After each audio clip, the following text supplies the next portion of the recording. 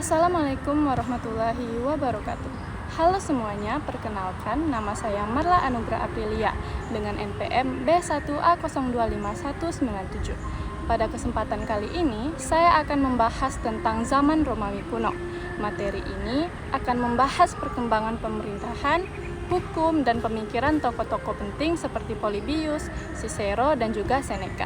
Kita juga akan melihat bagaimana warisan Romawi masih berpengaruh besar hingga hari ini.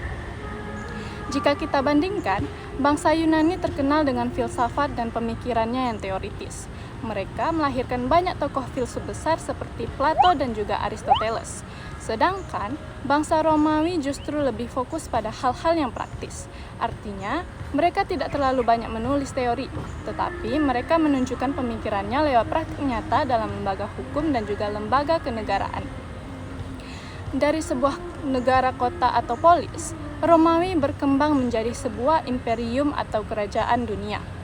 Imperium inilah yang akhirnya mempersatukan wilayah-wilayah peradaban dalam satu kekuasaan yang besar. Pemerintahan pertama Romawi berbentuk monarki. Seorang raja memimpin didampingi oleh sebuah dewan perwakilan. Namun, anggotanya hanya berasal dari kalangan patrisia atau kaum bangsawan.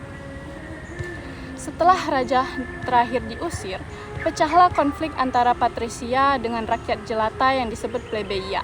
Perselisihan ini akhirnya diselesaikan dengan Undang-Undang 12 Meja yang menjadi hukum tertulis pertama di Romawi.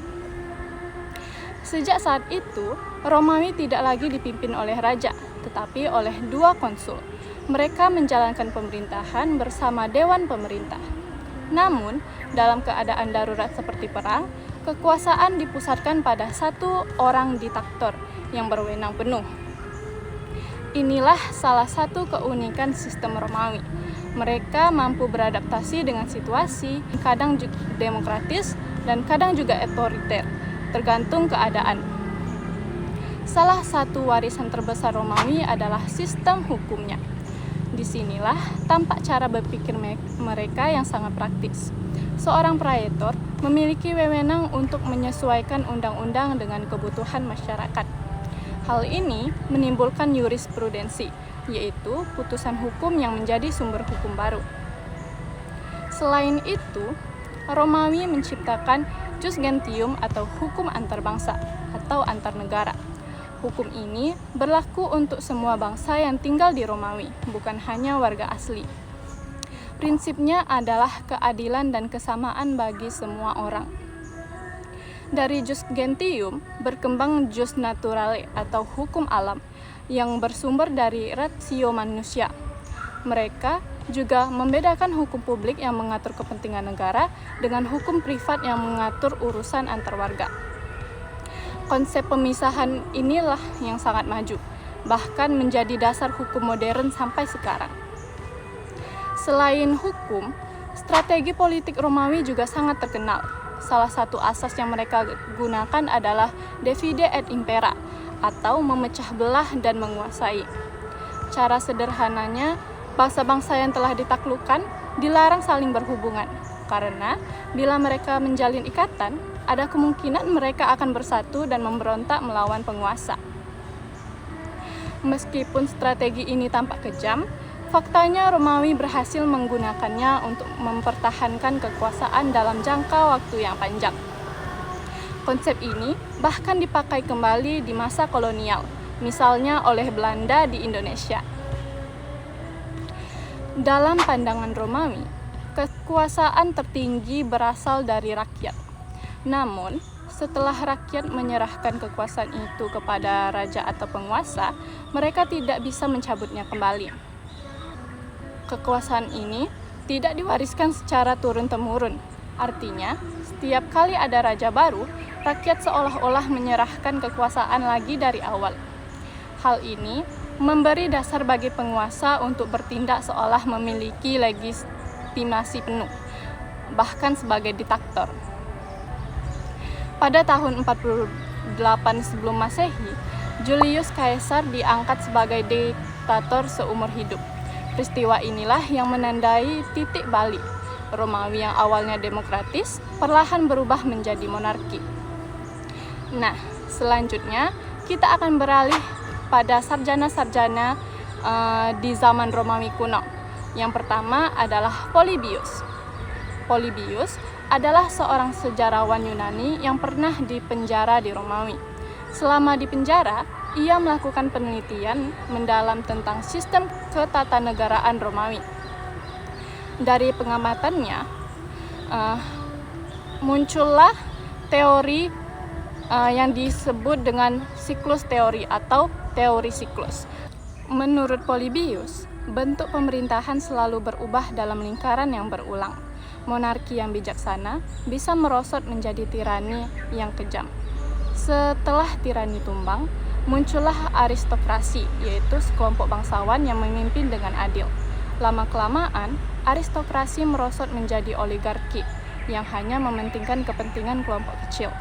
Rakyat yang tertindas kemudian mengambil alih kekuasaan sehingga lahirlah demokrasi. Namun, demokrasi pun bisa rusak menjadi oktorasi, yaitu kekacauan rakyat akibat kebebasan yang disalahgunakan. Dari kondisi kacau tersebut, akan lahir seorang pemimpin yang kuat yang mengembalikan kekuasaan ke tangan yang tunggal, yaitu monarki. Dan siklus pun kembali berulang. Polybius menilai inilah pola perubahan politik yang selalu terjadi sepanjang sejarah. Tokoh penting berikutnya adalah Cicero, seorang ahli hukum dan kenegaraan terbesar Romawi. Ia menulis dua karya penting, yaitu De Republica atau tentang negara dan De Legibus tentang hukum. Menurut Cicero, negara adalah suatu keharusan. Negara harus didirikan berdasarkan hukum alam, yaitu hukum yang bersumber dari akal budi manusia dan bersifat universal. Baginya, bentuk pemerintahan yang terbaik adalah campuran dari tiga unsur, yaitu monarki, aristokrasi, dan juga republik. Cicero juga menegaskan bahwa hukum positif tidak sah bila bertentangan dengan hukum alam. Dengan kata lain, undang-undang hanya punya kekuatan bila sesuai dengan keadilan sejati. Pemikiran ini sangat berpengaruh hingga zaman modern. Tokoh terakhir adalah Seneca, seorang filsuf stoik sekaligus guru dari Kaisar Nero. Ia hidup di masa ketika Romawi sedang mengalami kebobrokan.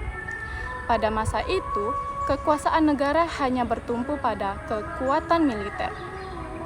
Sementara, moral para kaisar merosot, penuh korupsi dan penyalahgunaan kekuasaan. Akibatnya, rakyat mulai kehilangan kepercayaan pada politik.